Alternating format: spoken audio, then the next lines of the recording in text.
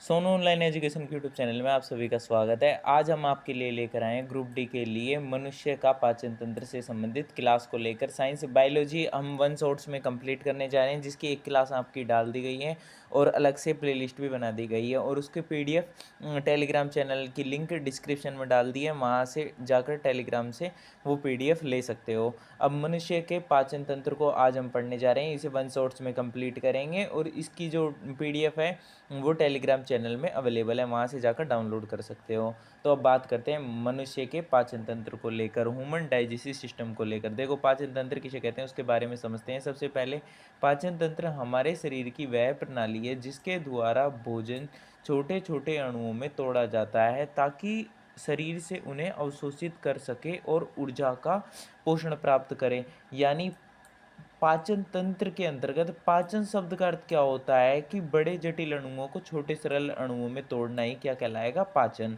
देखो नेक्स्ट बात करते हैं, पाचन क्रिया में भाग लेने वाले तंत्र को क्या कहा जाता है, पाचन तंत्र, डाइजेस्टिव सिस्टम।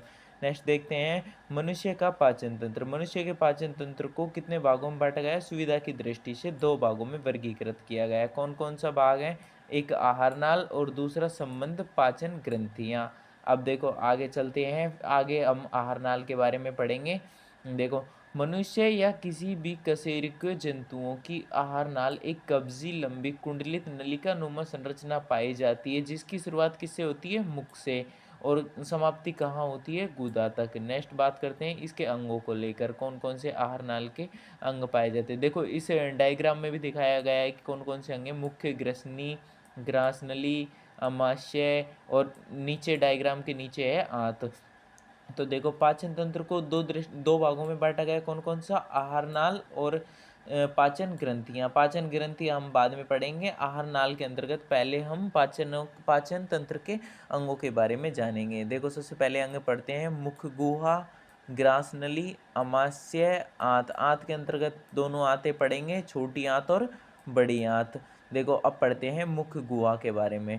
अब मुख गुहा के अंतर्गत पढ़ेंगे, मुख गुहा आहार नाल का पहला हिस्सा होता है। देखो भोजन को हम लेते हैं तो भोजन को सबसे पहले किससे लेते हैं, मुख से द्वारा लेते हैं। तो देखो मुख से जाएगा तो भोजन तो कहाँ होकर जाएगा, मुख गुहा से होकर जाएगा। अब मुख गुहा के बारे में देखते हैं, मुख गुहा आहार नाल का कौन सा भाग है, पहला भाग। मनुष्य का मुख एक दरार के समान होती हैं जो दोनों पाचन तंत्र के बीच में एक गुहा के रूप में खुलती है, जिसे क्या कहा जाता है, मुख्य गुहा कहते हैं। मुख्य गुहा के ऊपरी भाग को तालु कहा जाता है। देखो मुख्य गुहा के ऊपरी भाग को क्या कहा जाता है, तालु कहा जाता है। मनुष्य की मुख्य गुहा के ऊपरी तथा निचले जबड़े से घिरी होती है। मुख्य गुहा को बंद करने के लिए दो उपले और निचले जबड़े पाए जाते हैं। और मुख्य गुहा के अंतर्गत कौन कौन सी चीज़ें इंपॉर्टेंट पाई जाती हैं, जीभ और दांत। अब देखो हम दांतों के बारे में पढ़ेंगे, जीभ के बारे में भी पढ़ेंगे। देखो आगे चलते हैं, जीभ मुख गुहा के फर्श पर स्थित एक मोटी मांसल नुमा संरचना होती है। नेक्स्ट देखते हैं आगे, सिरा स्वतंत्र एवं पिछला सिरा पार्श्व की तरह होता है। देखो इसकी संरचना कुछ इस तरह से पाई जाती है, आगे का सिरा कैसा होता है, नुकीला या स्वतंत्र रूप से पाया जाता है, और जो पिछला सिरा होता है वो कैसा पाया जाता है, फर्श के समान पाया जाता है। ये वाला सिरा फर्श के समान पाया जाता है।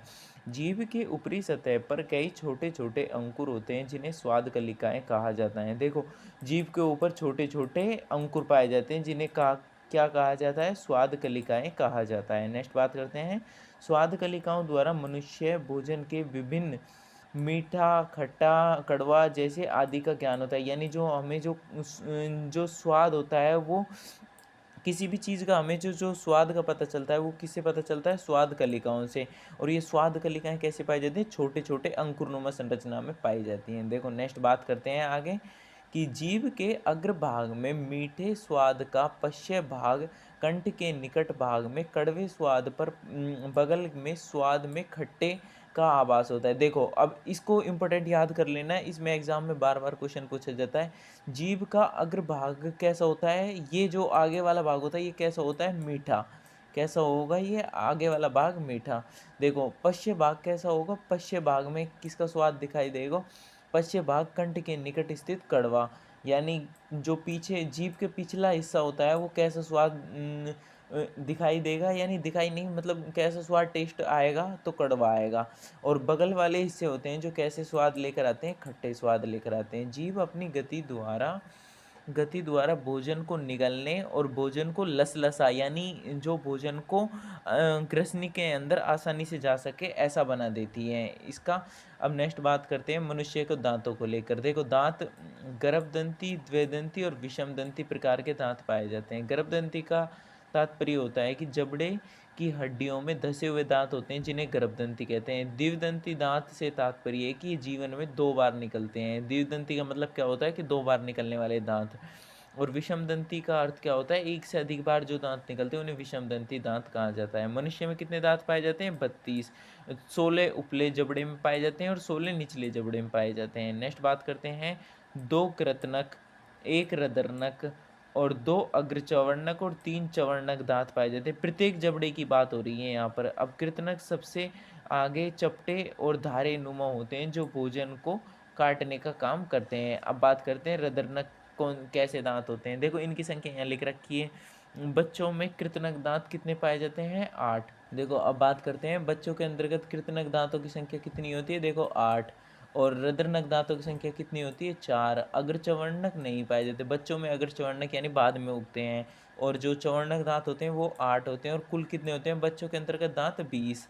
और बड़ों के अंतर्गत दांतों की संख्या, देखो इनको याद रखना है कि अगर एग्जाम में पूछा जाएगा तो बड़ों की संख्या पूछी जाएगी। बच्चों के अंतर्गत नॉर्मल क्वेश्चन पूछा जाएगा जिसमें यही पूछा जाएगा कि बच्चों के अंतर्गत कितने दांत पाए जाते हैं, तो वो आपको याद रखना है, 20 दांत पाए जाते हैं। अब बात करते हैं बड़ों के अंतर्गत कितने दांत पाए जाते हैं। कृतनक दांत कितने पाए जाते हैं, 8। रदरनक कितने पाए जाते हैं, 4। अग्रचवर्णक कितने पाए जाते हैं, 8। और चवर्णक कितने पाए जाते हैं, 12। और टोटल दांत कितने हो गए, 32, जिनमें से 16 ऊपर जबड़े में और 16 निचले जबड़े में। और सभी का कार्य लिख रखा है कृतनक दांत किसके काम देते हैं। देखो कृतनक तो कैसे याद होगा, कृतनक दांत कैसे कृतनक और कैसे काटने का कार्य करता है। रदरनक फाड़ने का कार्य करता है, अग्रचवर्णक चबाने का कार्य करता है और चवर्णक पीसने का कार्य करता है। अब इससे नेक्स्ट बात करेंगे हम नेक्स्ट इसके सेकंड पार्ट में। अगर वीडियो अच्छी लगे तो हमारे चैनल को सब्सक्राइब कीजिए। Thank you for everyone.